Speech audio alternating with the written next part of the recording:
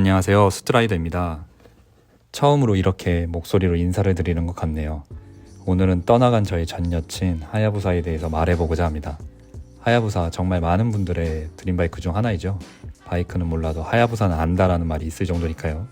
2009년 그 당시 지하주차장에 세워져 있던 2세대 건빨 하야부사를 학생 때 처음 보고 바이크에 대해선 전혀 모르던 저 역시 언젠가는 이 녀석을 꼭 한번 타보고 싶다라는 생각을 가졌으니 말이죠. 그로부터 12년 뒤 2021년 성인이 된 스트라이더는 3세대 신형 하야부사를 박스 까면서 그 꿈을 이루고 맙니다.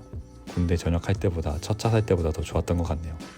그렇게 하야부사를 2년간 3만 킬로 가까이 타면서 전국을 누비고 목캠, 서킷, 와인딩, 텐덤 등등 산봉을 제외하고는 웬만한 모든 추억을 함께한 바이크였습니다.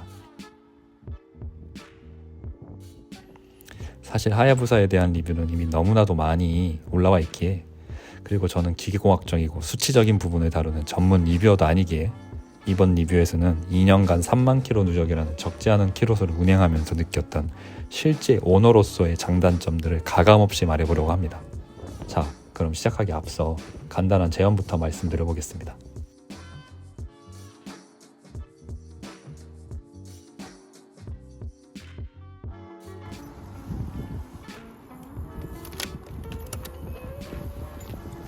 클래식하면서도 마치 포르쉐의 그것을 떠올리게 하는 하야부사의 키온 세레모니입니다.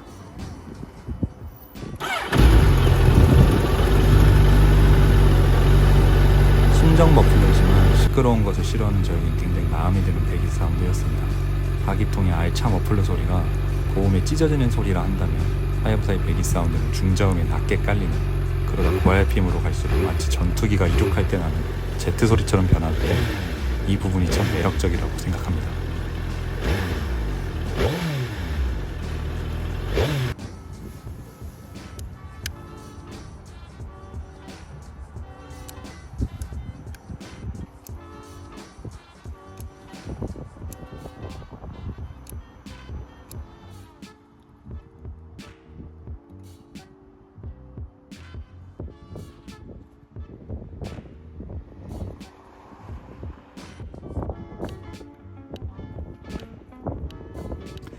이 부분을 통해서 계기판의 여러 설정 변경과 크루즈 컨트롤 설정 등이 가능합니다.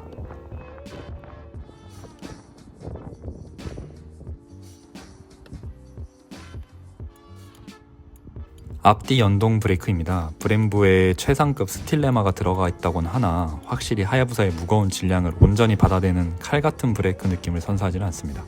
공도에서의 여유로운 항속 투어에는 모자랄 것 없는 브레이크였지만 위급사항 또는 서킷이나 와인딩 같은 급격한 속도 조절이 필요할 시에는 제동에 대한 아쉬움이 항상 있는 브레이크였습니다. 이는 브레이크의 성능이 안 좋다라기보다는 하야부사의 무거운 중량감으로 인한 물리적인 한계라고 표현하는 게 더 맞을 것 같네요.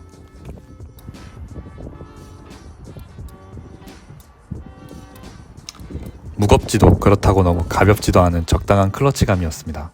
동시에 스즈키의 퀵시프트는 정말 부드럽다 못해 예술의 경지인 것 같습니다. 자동차의 자동 변속기 같은 느낌의 부드러움을 보여주는데, 심지어 설정으로 퀵시프트 감도까지 설정 가능하니 퀵시프트 하나는 정말 스즈키가 최고인 것 같기도 합니다. 시인성이 매우 좋았습니다. 바이크를 타면 항상 숄더 체크를 하는 것이 버릇이었는데 하야부사를 탈 때만큼은 따로 숄더 체크가 필요하지 않을 정도로 미러 시인성이 정말 좋았었네요.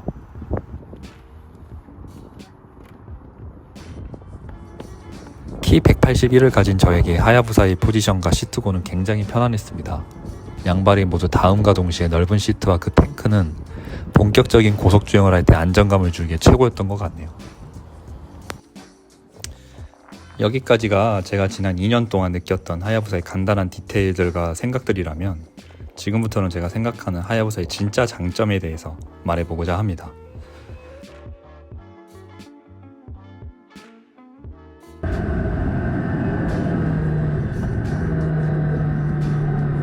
저는 하야부사의 가장 큰 장점은 밸런스라고 생각을 합니다. 이 크고 육중한 돼지부사가 웬만한 와인딩과 심지어 서킷에서도 무리 없이 무릎을 긁으며 재미있게 탔었기 때문이죠. 야, 이걸로 어떻게 코너를 타냐? 안돼. 많은 분들이 하야부사의 첫 이미지에 대해서 이렇게 생각하실 수도 있지만 실제로 앉아서 운전을 해보면 굉장히 낮다라는 느낌을 바로 받으실 수 있습니다. 이는 직진 안정성과 코너링 모두에게 큰 안정감을 선사하는데, 또한 차가 멈춰서 있을 때는 굉장히 무겁지만 바퀴가 굴러가고 움직이면 굉장히 경쾌하고 가벼운 느낌을 줍니다. 이 모든 밸런스의 조화는 결국 라이딩의 즐거움으로 귀결되죠.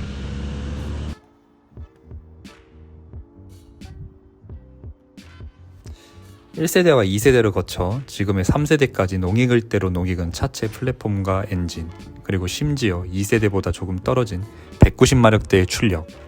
사골은 우려낼수록 그 맛이 더 진해지는 법이죠. 하야부사의 장점 중 하나는 뭐니뭐니 해도 그 내구성이라고 저는 말씀드리고 싶습니다. 3만 킬로를 타면서 오일과 기본적인 소모품을 제외하고는 제 속을 썩인 적이 단 한 번도 없었네요. 항상 믿음이 가고 언제나 제 컨디션을 보여주던 그런 전 여친이었습니다.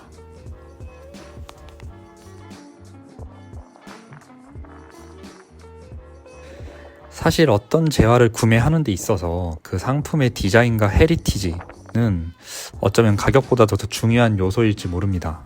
그런 의미에서 본다면 하야부사는 정말 매니아층을 가슴 뛰게 만드는 일관된 디자인 철학과 그들만의 헤리티지를 가지고 있는 것 같습니다. 첫 번째로 제가 하야부사의 디자인에 있어서 가장 마음에 드는 부분은 바로 계기판입니다.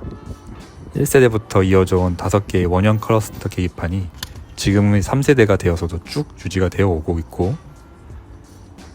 이는 앞으로 4세대, 5세대의 하야부사가 계속해서 나온다고 해도 변경되지 않을 그들만의 헤리티지라고 생각을 합니다. 마치 포르쉐의 오리지널리티가 그들의 5원형 클러스터 계기판에서 나오듯이 말이죠. 두 번째는 바로 이 리어 디자인입니다.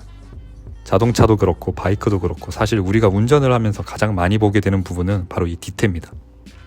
그렇기 때문에 유수의 자동차 회사들이 리어 디자인 부서만 따로 있을 정도로 뒷모습이 진심이기도 한데요.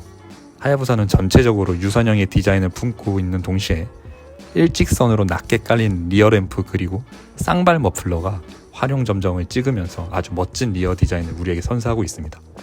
이 모든 요소들이 그들의 디자인 헤리티지로 이어오면서 우리들을 열광하게 만드는 것 같습니다.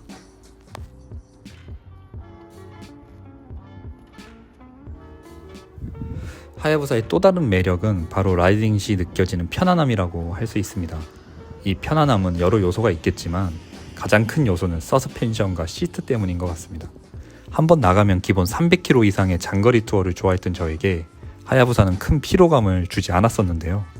처음 느껴지는 하야부사의 서스펜션은 너무 단단하지도 그렇다고 너무 무르지도 않은 적당한 밸런스를 가진 담력을 보여줬습니다. 어지간한 요철들의 불쾌한 진동을 1차적으로 서스펜션에서 걸러주며, 두 번째로 이 푹신푹신한 시트는 장거리 라이딩 시 라이더의 피로감을 줄여주는데 아주 큰 역할을 하는 것 같습니다.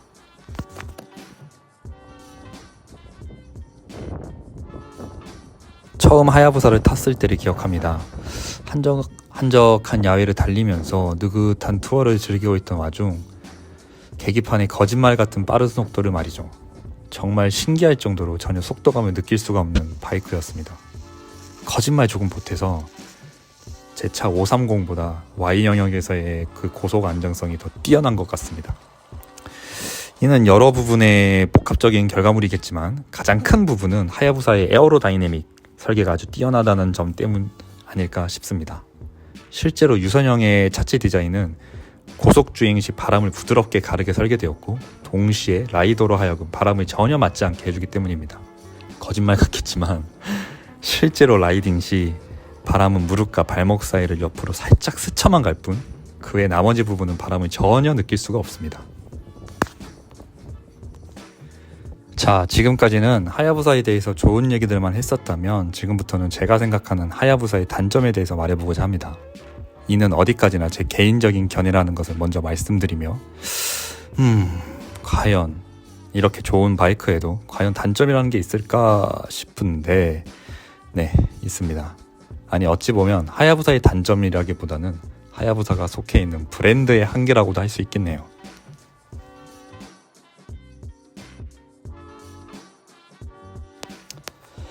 제가 생각하는 하야부사의 가장 큰 단점은 바로 스즈키의 브랜딩입니다. 우리나라에서 스즈키는 유독 가성비라는 이미지가 너무 강합니다. 어디서부터 잘못된 건지는 모르겠지만 좋은 기계적인 성능을 가졌음에도 유독 타사 대비 저렴한 가격 정책을 고수하는 것 때문인 것 같기도 합니다. 물론 저렴한 가격에 좋은 상품을 사는 것은 소비자로서 저희에겐 환영할 만한 일인지도 모르나 글쎄요. 하나의 브랜드를 운영하고 있는 개인 사업자의 입장이 저는 또 다르게도 생각이 듭니다. 유명한 말이 하나 있습니다. 사치제의 영역에서 가성비라는 타이틀이 붙는 순간 대중들은 외면한다. 네, 레저용 취미바이크 시장은 필수제가 아닌 사치제의 영역입니다. 사람들은 사치품을 구매할 때 고가의 제품으로 한방으로 가거나 아니면 아예 저가 제품을 구매하지 중간에 애매모호한 가성비 브랜드는 구매하려 하지 않습니다. 하야부사의 단일 모델은 성공했을지 모르지만 스즈키라는 회사의 브랜딩 방향성은 글쎄 전 잘 모르겠습니다.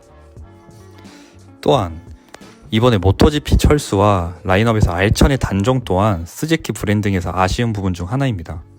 모토GP와 플래그십 레플리카는 그 브랜드의 기술력을 보여주는 하나의 척도라고 할 수 있습니다. 그런 중요한 척도를 오토바이 메이커에서 포기를 했다? 브랜딩을 포기했다라고 밖에는 생각이 되지 않습니다. 네, 물론 스즈키가 내부적으로 경영난을 겪고 있고 또한 갈수록 심해지는 환경 규제 조건을 맞추기도 어려웠을 겁니다. 하지만 그럼에도 불구하고 다르게 생각할 수도 있어야 합니다. 그 예를 우리는 포르쉐에서 찾을 수가 있는데요.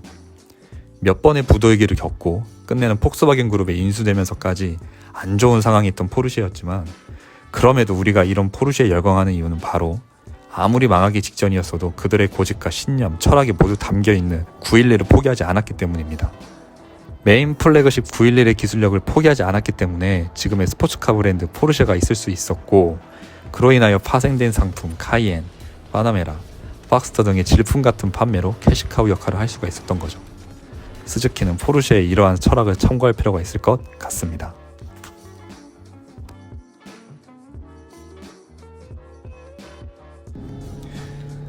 중고시장의 하야부사 매물이 정말 어마무시하게 많습니다. 스즈키 판매량 1등이라 그럴 수도 있지만 개인적으로 하야부사의 애매모호한 장르성 때문이라고도 생각을 합니다. 초고속 스포츠 투어러, 이 단어를 들으면 사람들은 두 가지로 나뉘게 됩니다. 오, 스포츠 재밌겠는데? 또는 오, 투어러 엄청 편하겠군. 사람들은 알차의 그런 재미있는 스포츠성을 기대하지만 실상 하야부사는 무거운 그 중량감과 태생의 한계로 인해 알차 같은 재미있는 스포츠 주행은 사실상 불가능합니다. 어느 정도 흉내를 낼 뿐이죠. 반대로 후자의 사람들은 투어러인 GS 같은 편안함을 생각하지만 라이딩 자세 자체가 그런 정통 투어러와는 많이 다릅니다. 결론적으로 이도저도 아닌 장르의 바이크인 것이죠. 물론 저에게는 이것들이 긍정적인 부분이었습니다. 투어를 편하게 다니면서도 어느 정도 재미있는 코너링과 스포츠성을 느낄 수 있었으니까요.